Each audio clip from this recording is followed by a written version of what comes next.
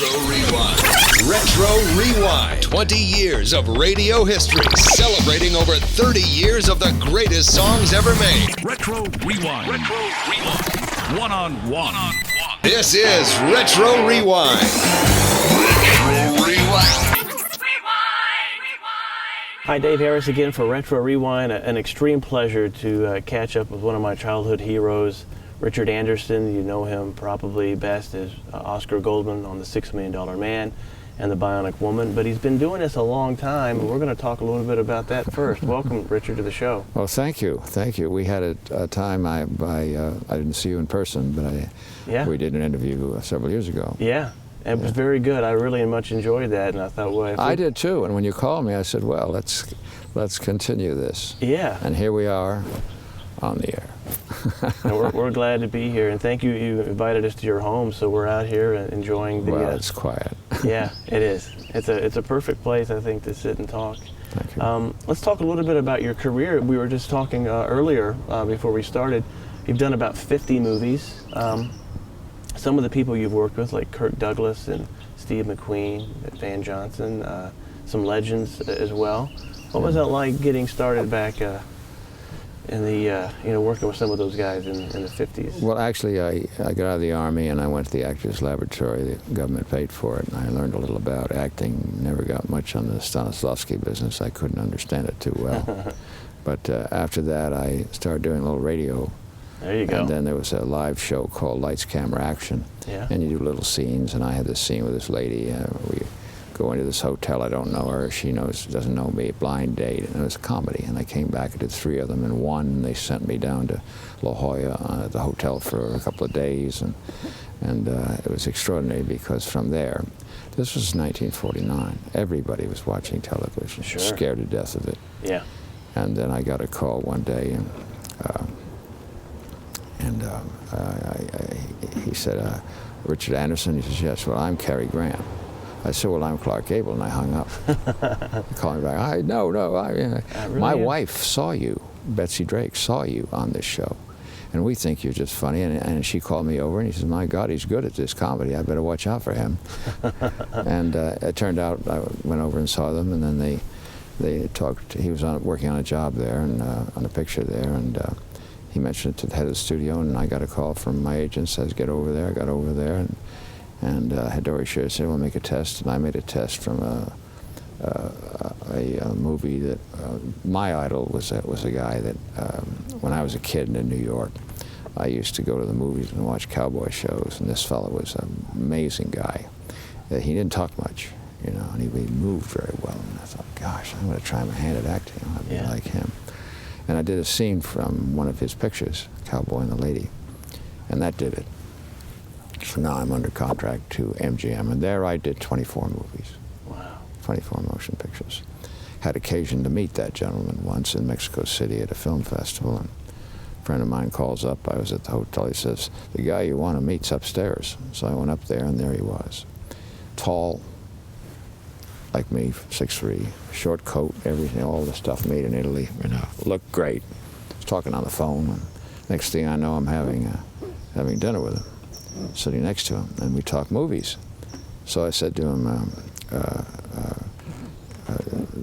give me some tips about movies. He says, I can tell when we do the first scene with a lady, I can tell whether the movie's going to be any good or not. And then he mentioned something like chemistry, and then I'll just walk through it if it doesn't work. Yeah.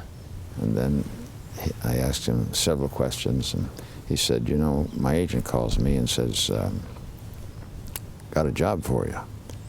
And he says, so? He says, nope. And then he calls again, and got a job for you. He says, okay. I says, what does that mean? He says, I told him, when I read the script, if I don't get the girl at the end, I don't want to do the movie. Now, I finally asked him, I got a question for you. What about acting? Long pause, like he does in the movies. Well, I don't know too much about that, Richard, but don't ever get caught doing it. His name was Gary Cooper. Gary Cooper. Yeah. How about that? Anyway, I worked at Metro for 6 years. Yeah. Okay. And I worked with Clark Gable and Spencer Tracy and Lana Turner and all of them. Wow. Got great experience from it. You're not kidding. And everything was going down then, you know, with the studios. And they were just losing money. They didn't make the money they used to make. Right. And they didn't make any stars either. I had got some pretty good leading roles, but they didn't follow up. See, what they do is they bring maybe 5 or 10 or 15 or 20 people under contract. Right. And then if one hits, it's like roulette. You know? Right, okay. Okay. So it's the end of my 6th year, and it looked like they're going to pick me up because I was working on everything. I got a call one night from a friend of mine. He says, someone wants to meet you. And I said, all right, bring him over. I went over to the apartment. It was a fellow called Kubrick, Stanley Kubrick. Yeah. We talked movies for 3 hours. Next thing I know, he calls me up about a week later, says, you want to make a picture in Munich? And I said, send me the script. I learned that from Kubrick. There you go. Yeah. I read it and I said, this is going to be a tremendous war movie. I said, when do we start? Yeah. It was called Paths of Glory. Oh, wow. Probably the greatest war movie ever made, aside from maybe All Quiet on the Western Front. Yeah, which was okay. sound. Absolutely, I agree. Yeah. And what a time that was. I bet. That changed my career too, from playing all different kinds of parts and so forth. Yeah. They started hiring me because of, they decided that I was really in it for the long run. So that's pretty much the beginnings.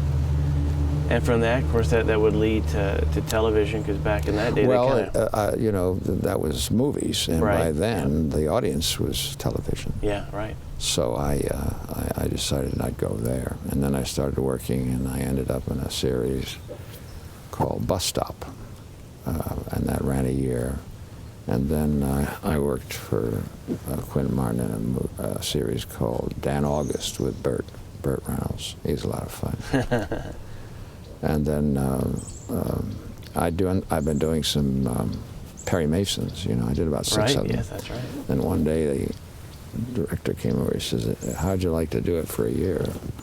So they put me in as the Steve Drum, the police unit of it. And I was on the last year of Perry Mason. That's right. And then went on to do all these various shows, television shows, 800 of them. 800 shows? 800 shows. How about that? Let's see, about 40 movies.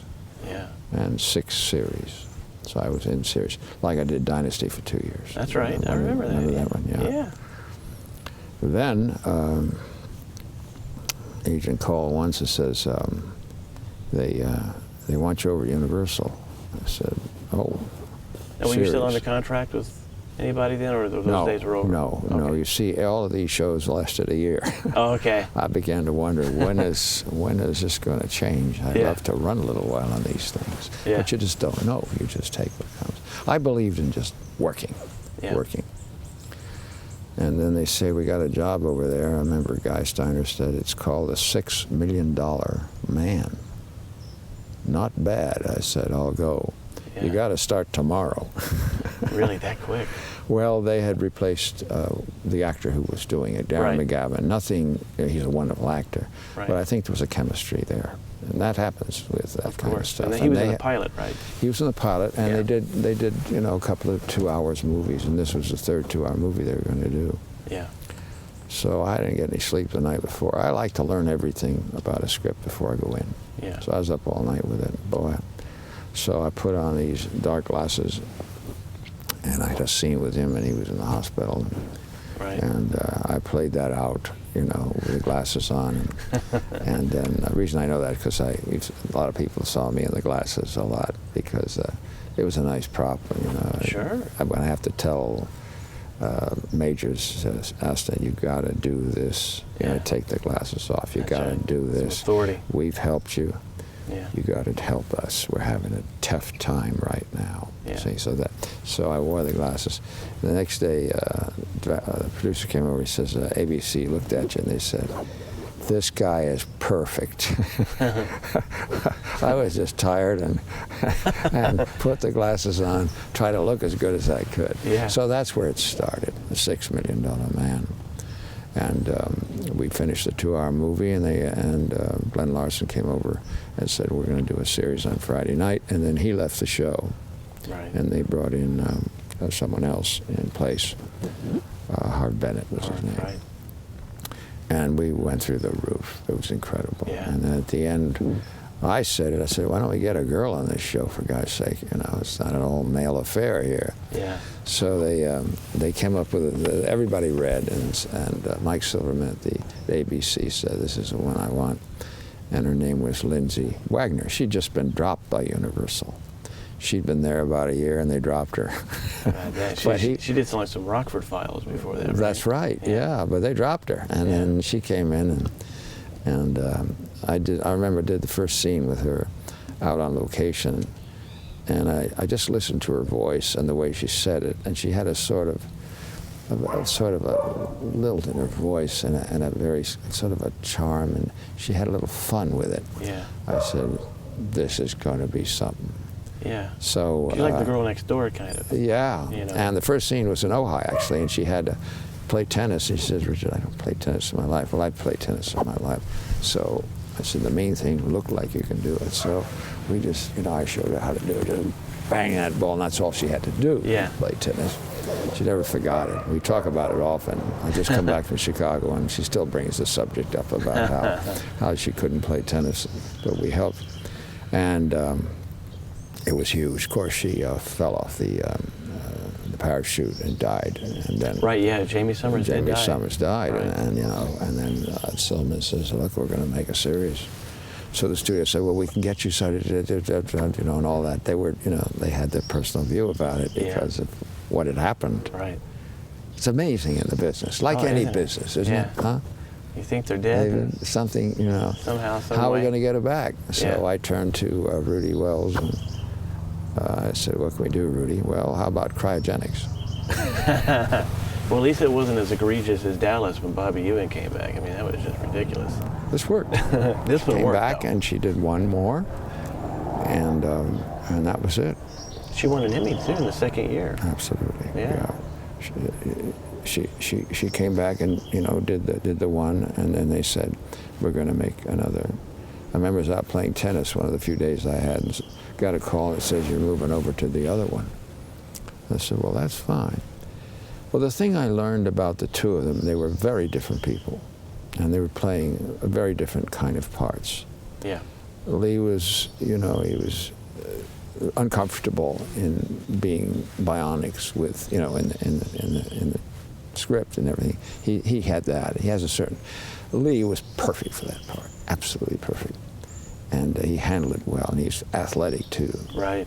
Played some football. But I'd have to talk to him differently than I talked to Jamie Summers.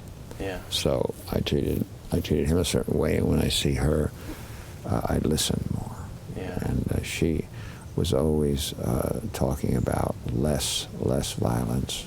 Yeah. In life. Yeah. And I would listen, and at the same time, I gotta send her out. Right. See, so that was More about the mind with Jamie Summers, I think, and then right with her abilities to kind of get through what she had to do. That is right. Yeah. And in fact, we did an interview. We do interviews at these conventions, and we'll start talking about that later. But yeah.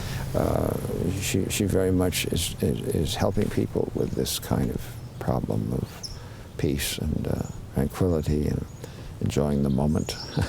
Yeah. Why not? So that's pretty much, when that hit, that was big. Well, you were doing two shows at the same time, which was rare for any actor, Yeah. even to this day. They say I was the only one that did it, and I have to clarify that there were others as well that had worked on two series at the Rudy same Wells time. was along with you. Rudy, of course. Yeah. But he came on later. They had someone Martin else. Rockford, They had Oppenheimer the first year. That's right. And then the second one, why they brought him on, but by then, that's how all this got started. Yeah. And the other, no one else seemed to have gotten it except myself and Lee and Lindsay. But the fact was that we just went through the roof with it, and everybody at ABC, they were shaking their, they couldn't believe it, but the thing I'm trying to say is that I'm the only actor that appeared on 2 series in different networks. That's right, because they went over to NBC. Because at the end, they went over to NBC. That's now, right. that is the only distinction, but there have been 1 or 2 others, and Okay. I wanted to make that clear. Also, it's funny that things like that happen. I was nominated for an Emmy for that year, and then some people sort of said, instead of letting the public vote, which they did, that's how I was nominated, they changed it and just made Hollywood. Okay. And that changed it for somehow, because technically and politically in a lot of other ways. Yeah. But I do have a plaque in there which says that I was nominated for the Bionic Woman. Lindsay was wonderful to work with. Lee was something else. Indian Wells, north of here. It's where we shot a lot, It's called Indian Wells. One day I was assigned to be there around 1 o'clock, and I get there, and there's this big wire and a big piece of metal. And I'm looking up there, and it's one of those action things, you see. Now, as I walk up, I see on the top of this 2 wires going down, and then there's something you put you hold your hands on, you see. Yeah. And then I look, and there I see Majors, and I look at the stunt double, Vince Dedrick, and he's just sitting there, and Lee is getting ready to go off, and they had a helicopter to just fly away. Okay. I looked at him, and he looked at me, and he went, like that, like he always does, and off he goes. He comes back, I said, "Are you crazy? You want to shut us down? Yeah. What are you doing?" He laughed. He loved it. And he'd do those kind of things. And he did a lot of his own stunts. How about that? Dangerous. I've done some of that, and I learned my lesson. I had a stunt in a Fox movie, and I had to jump over a little fence, which I did, and I landed, and it was some oil down there. An oil cracking plant was where we were running, and my foot got stuck, and I darn near lost my leg, because it held me. Yeah. And that was it. And luckily, I had a good doctor that all the doctors at the studio said, "We've got to operate on you." I said, "No, let me go to my chiropractor." In those days, chiropractors weren't known to be anything, and today, of course, they talk about them now. Yeah. This fellow, Lawrence Woods was his name. I walked in with crutches on. I walked out with the crutches over my shoulder. Depends on where you go. Depends on, how they see it or how they do it. But it's the most important thing is you got to stay healthy. Yeah. And you got to realize that you're working probably 10 and a half months a year. With Lindsay, it was hard for her in a way. At that time, ladies weren't exercising as much like she could do anything now, but then, so we really worked probably 11 months of the year. Well, we were talking to Kenny Johnson recently. I think Kenny told us that, was the Bionic Woman the first 7 or 8 day shoot, I think, and that was maybe one of the reasons why he thought it would take a little longer with the Bionic Woman, since Lindsay. Yeah, and also Lindsay was trying, as I said earlier, trying to do things with less violence and more in terms of, trying to solve the problem instead of just jumping into all that. Right. So she would, get the script and want to do certain things. That was fine with me, but I remember one year I had about 3 weeks off. Right, yeah. Yeah, the whole thing went 5 years. Between the 2 shows? Yeah. The second show came in 2 years later.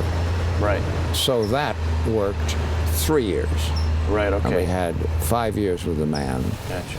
And when it was over, I'd sort of made a remark. I said, you got to leave I wanted to leave the party. And so I made that statement, and I meant it. And the strange part was that $6 Million Man never had any reruns. It turned out, we won't go into the details of it, but it had to do with the book. And the author of the book would have certain rights in residuals, and the studio wasn't going to pay that, and whatever it was. And consequently, it has not been shown in the United States since 1978. Wow. Yeah. Now you could get it overseas. You could get it from London, and you say Australia as well. Yeah. But it hasn't been. And everywhere I go and what I do, why haven't we seen the original? I want to show my children. I want to, and so forth. Yeah. And I'd been on it because at some point I decided that it might be a good idea to do some 2-hour movies. And right.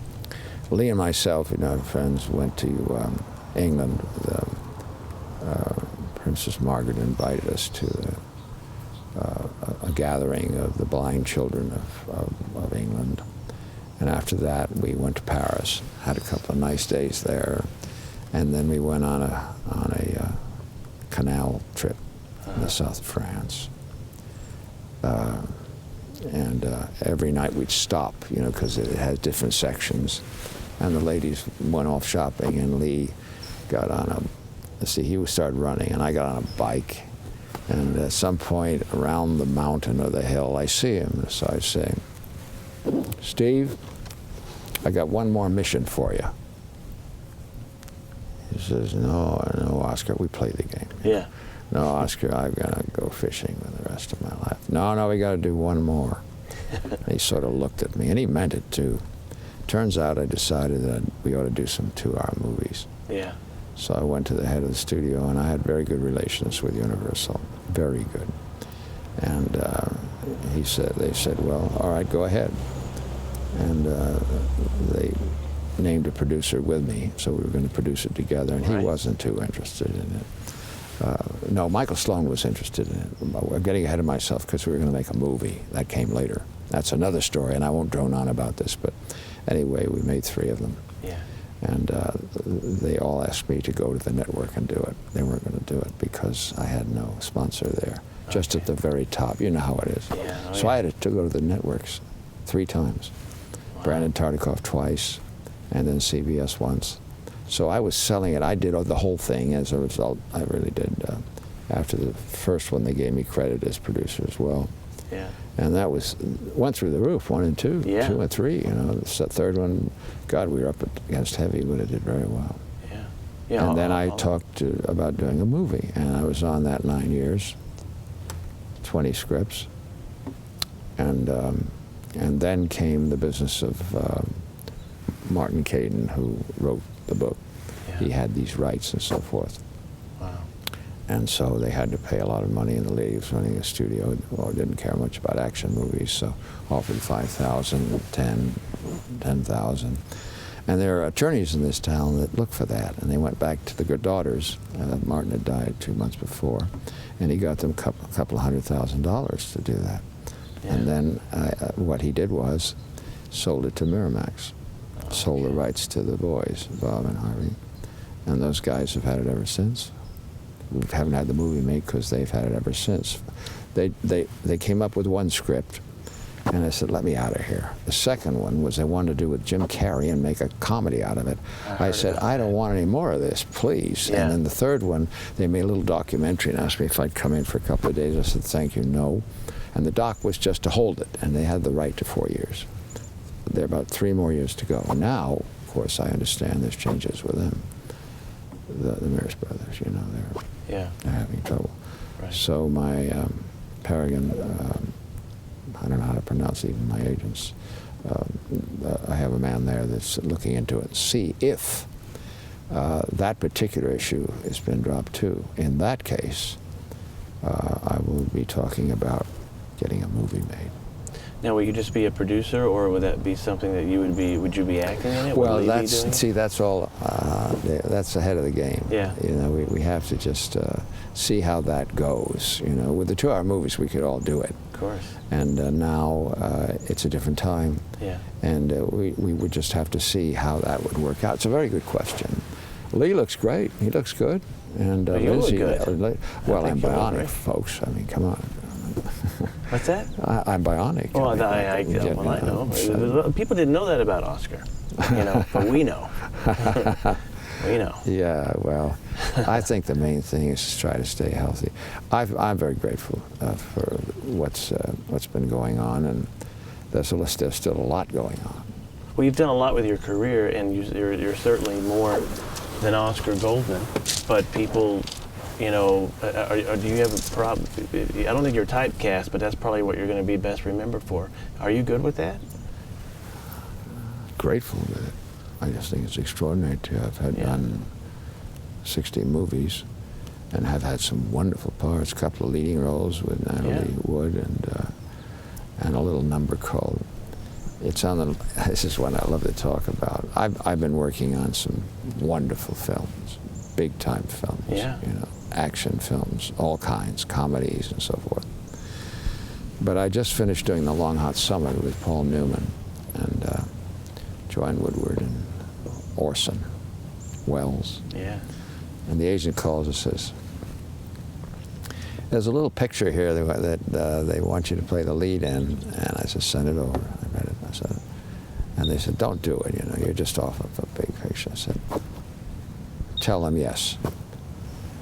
And what it was a story of a engineer, architect with a lady who worked for him in Pompeii.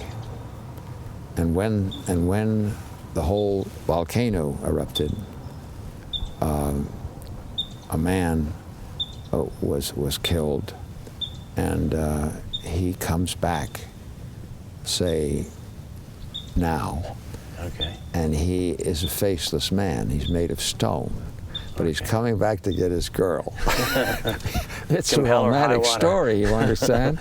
Yeah. And he really wants to get her and bring her back. He comes out of the water, see? Yeah. We shot it in 6 days, can you believe it? No. Edwin Kahn was the director. He must have been 130 years old. I thought, what is this? And it was an old creaky soundstage, and I'd just gotten off a Fox, you know? Yeah. I said, but I love the idea of it, and I had a chance to really open up in that area that I hadn't before. And it's called The Curse of the Faceless Man. And then I had, you know, he comes back, and I had to fight him, and I'll show it to you inside. We might take a shot of it for you before you leave. And I got this big thing, and I'm trying to save her life. It's an icon at 2 in the morning. Everybody loves the picture. My manager called me one day. He says, I was up late in the morning. I looked at that. There you were. I said, that picture was great. By the way, it's a very good picture. And you know, of course, a great part. Yeah. But also for what it was. Isn't it interesting? You never know. You never know about pictures. No, you never know what will hit or what will miss. Things that you think are surefire just goes over someone's head. You just said something that's very interesting, what you just said. There was a man called Barney Balaban. He ran Paramount for about 40 years in the old days. Okay. Balaban was from Brooklyn. He was one of 7 children. And the mother, strong mother, comes in one day. She says, sit down, boys, I want to tell you something. You know, okay, here we go again. Yeah. I went into New York City, and suddenly I see these, I don't know, storefronts or something, you know, and there's a lady behind there, one of these little boxes, and she's selling something. So I went over and said, what is this? And she says, movies. She says, what do you mean, movies? Well, buy a ticket, you can go in and see a movie. She looked at that and she says, I cannot believe this. She took her nickel, went in, came back. She said, it's the first time in my life, she said, that I ever paid for something without knowing what I was going to see. Isn't that beautiful? Yeah. And you just said it. There isn't a movie or television show that's made that actually knows what it's going to look like until you shoot it. And then will audiences really go for it? So, you know, I'm sure all businesses have a certain amount of that. Yeah, yeah. But you're dealing with people. Yeah, well. Actors, mainly. Yeah. Yeah. It ain't going to work without actors. Right. The joke always was the only guy that could get away with that was Walt Disney. All the other studios used to say, well, he's the guy with a mouse. Yeah. We've got real problems. He doesn't. He controls it. I worked at Disney. I did a season of Zorro. That's right. Oh my God, that was fun. I read about that. It was like a college frat house. studio. It's just like going to college. Yeah. I loved it. It was great. Bumped into him one day. He sort of looked at me. I always thought there were two geniuses in the business, in the film business. I thought he was one of them. Yeah. Who's the other? Irving Thalberg. Oh, of course. He's even got an award that is given out. That means something. A lot. You know. There's his portrait at MGM there, yeah, too. Of course. They really, they had it. They understood it. Yeah, Disney. He was incredible. And Thalberg, of course. What a story. Well, it'd be a different world, wouldn't it, without either one of those gentlemen? Yeah, well, Disney, he would try things. God, they were always going broke over there, too. The brother was saying, without the brother, they never made it. He says, Walt, we can't do this in Fantasia. I mean, we just can't do this, But he was a genius. He was really an amazing guy. Middle West guy. Now, you're from New Jersey, right? I was born in Long Branch, New Jersey. Okay. My daughters were born here. My mother and father died in Little New Yorkers. But my aunt had a house in Long Branch, little house. It was wonderful. I remember going there a lot. And it was during the summer, and my mother wanted to get out of Manhattan, so she went to visit there, and I was born in let me see, the name of the hospital. Monmouth Hospital. And we used to go there in the summer. And then 11 years old, my pa decided to come to California. Had a rented Buick, old one, They all got in there. Family came around to say goodbye to us. Yeah. And off we went. Wow. Oh, Susanna, don't you cry for me. I'm going to California with a banjo on my knee. He sang that all the way out. Even all the way from New Jersey. Well, New York. You think of Nashville with a banjo, you don't think of New Jersey, do you? That's right. Well, I always loved music. Yeah. I love music, and I love film. And as I say, when I came here, I just said, this is it. First of all, I saw this guy, I told you, in the film, and I said, I'm going to try my hand at this, see what it's like, So came to California. Jesus, it was at a difficult time because this recession we're having now was sort of at the middle of it when we came out here. My father was going to try to get a new start in life, in millinery business in New York. Grandparents, milliners from 1880 when they opened the doors because Carnegie found steel, and they brought everybody in. All you needed was, not to be ill, you got to be healthy. So my grandmother and grandfather on my father's side came over, and the Irish guy at Ellisana says, so what's your name? He says, I'm Henry's son. He didn't speak English at all, and his wife was quiet. And he says, what are you talking about? In his religion, Henry's son, see, meaning I'm the son of Henry. Huh? Yeah. And the guy writes, Henry. He wrote down Anderson.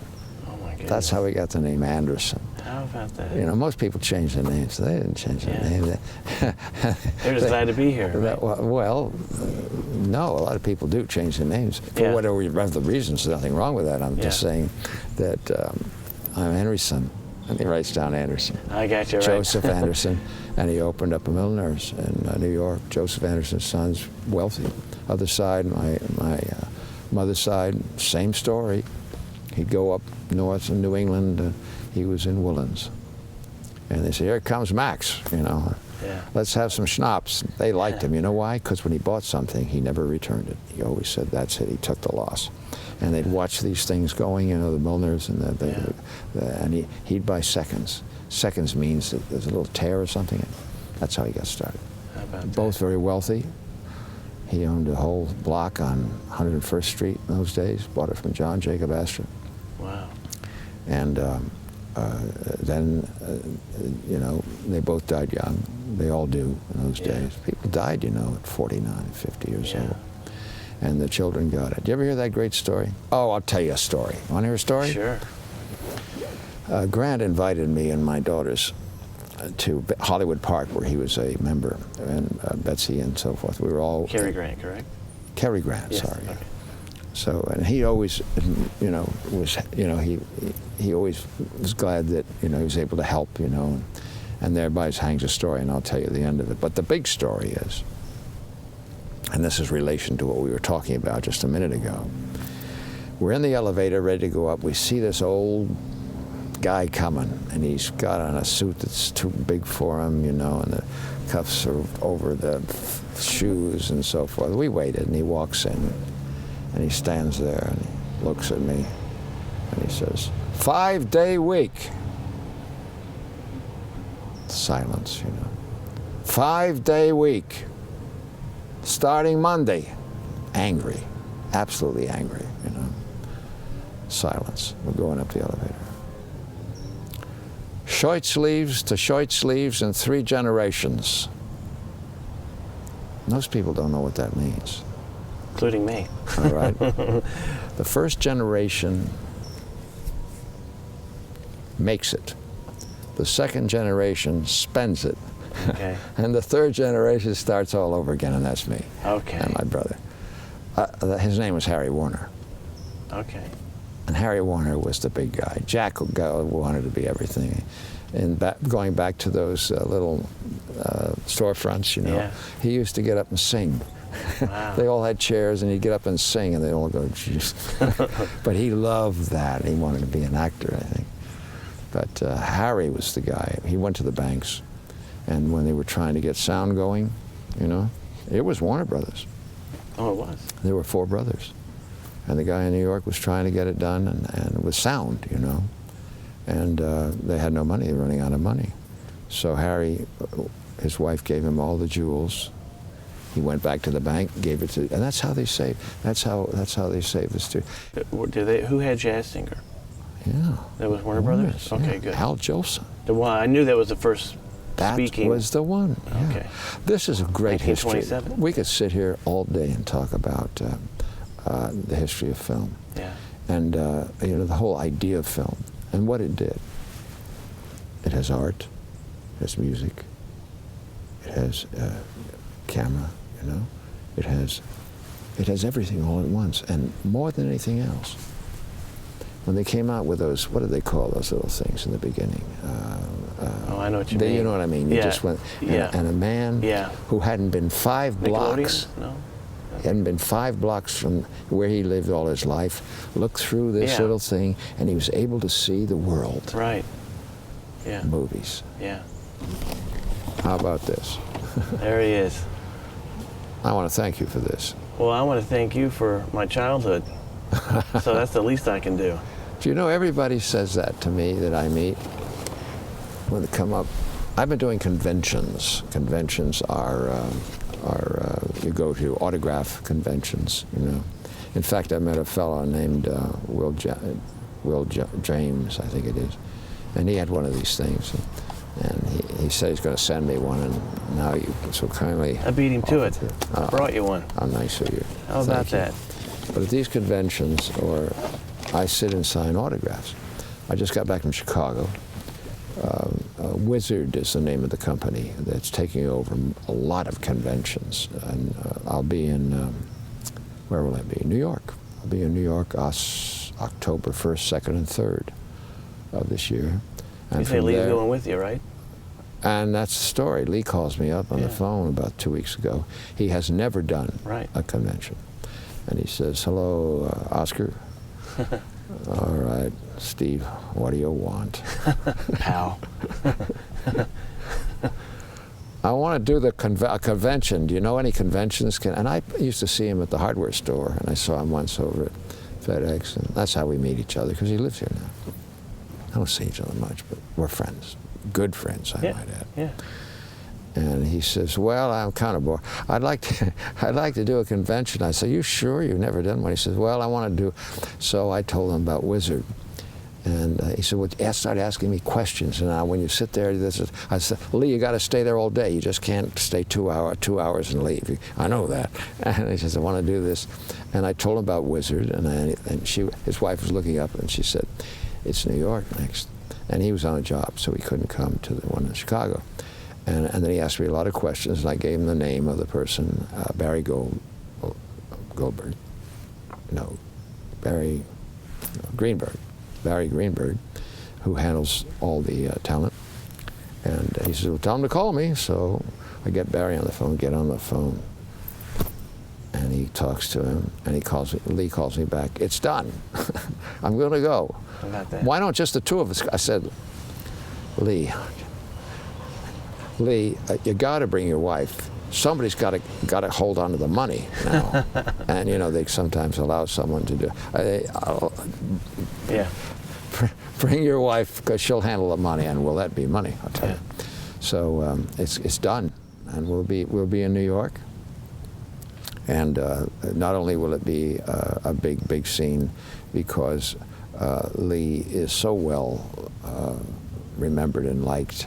Mm-hmm. I mean, you know, you look at a newspaper and it says $6 million or $6 million savior or $6 million finance whiz or whatever. Yeah. That's so different than anything else that goes on. Yeah. So let us tell you what's going on. Yeah. DVDs. Yeah. They'll be coming out. For the first time. For the first time. Sherry Harris, I believe, she is in charge of cable for Universal Pictures, and we had a conversation. She told me the studio's spending $1 million to bring it up digitally, so it would really look good. Yeah. And they've hired Time Life as the people that do this, and they've been doing it for years. So the whole thing is really revving up now to getting done, and they're making them. And we all have been filming the last 2 weeks on maybe little bits they'll talk about, like I'm talking about. You will see and hear about what went on during the filming of it. Yeah. And on October 15th, the Bionic Woman will be available, and in November. They will be doing a lot of advertising on The Man, and more than likely they'll be available to see DVDs finally in the United States. Yeah. People come up to me when they see me everywhere. I tell you, you said it too. They look at me and they say, first of all, when I saw Gary Cooper, I couldn't believe it. I sort of looked at him. When in these conventions, they come up, some of them can't even talk. Yeah. They just look at me. And so I say, where are you from? And that opens it up. Yeah. But they always say this, and you said it, and I could see your eyes. Yeah. I grew up on this show. Oh, yeah. I remember now. I remember growing up, and I remember when I was a kid. And those things, you never forget. No. You never forget No, that. not at all. And consequently, that's the thing. That's the whole thing. And that's why they'll have an opportunity to see it. Not only will they have an opportunity to see it, many of them, a fellow came up the other day in the hardware store, and he says, why? And they all say, why isn't it? Why haven't I said, it's happening, and you can show it. He says, I'm going to buy the whole thing. I'm going to buy the 5 years. Yeah. You can buy 1 year at a time. I'm going to buy the whole, you know. Oh, yeah. And ladies said this, I'm going to buy them all. Yeah. And I'm gonna show it to my kids, because I've been talking about this show. Yeah. So what you got is 2 generations. Yeah. And then some of this kid you're talking about is grown up, and he has the opportunity. Well, even 3 in my case, because my dad watched. That's one of the memories I have of my dad and myself. You know, my parents divorced when I was you're younger. of that. No, but yeah. You're of that. You're of that second generation. Yeah. And then I have my children. And you have children. We're talking 3 generations Yeah. of people will have an opportunity to at last see it, whether they like it or not. But I'll tell you, it sure stands up on its own. Oh, I know it does. Why?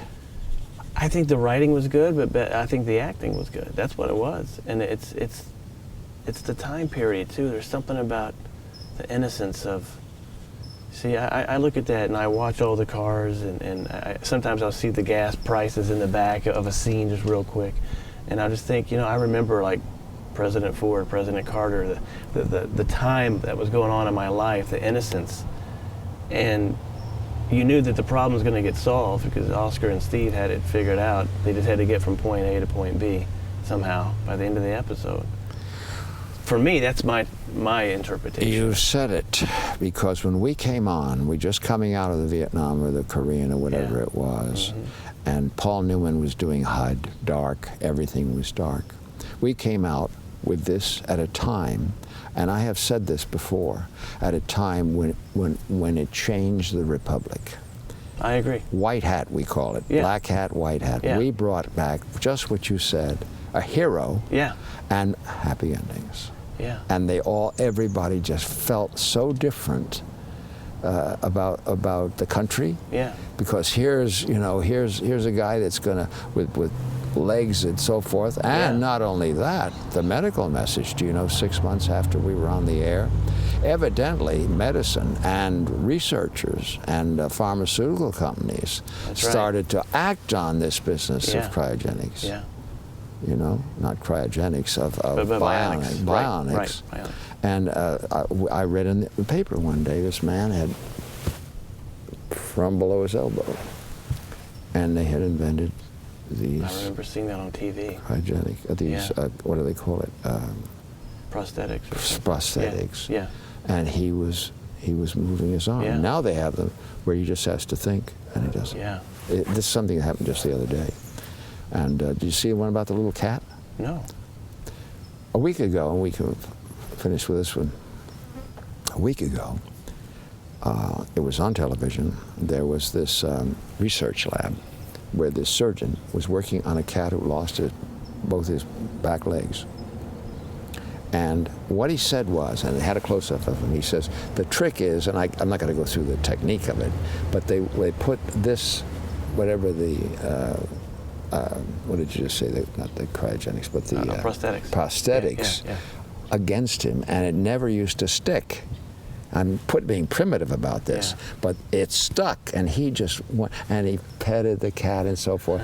He sets the cat down on the ground, and of course, the cat wants to go away from the cameras, and he's walking. Just like it was nothing. He was walking. Yeah. Now, you know what we learn from animals that can help us. He was walking. He came back. He came back, and he kept walking all over there it is. So, the experiences I had with that particular time of my life, which is about, went on for probably 20 years with this, the TV 2-hour movies and the efforts to get the movie made, and we're going to still go after that. Good. It was an extraordinary, like you said, an extraordinary happening to this country.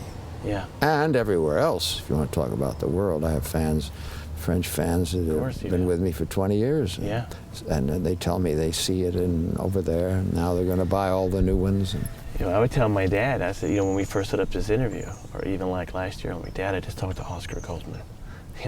I could say Richard Anderson, but he would know you better as Oscar Goldman. But to him, that was huge. Tell him hello. I sure will, because that was a big part of our bonding. That's some of my great memories with my dad is watching those shows.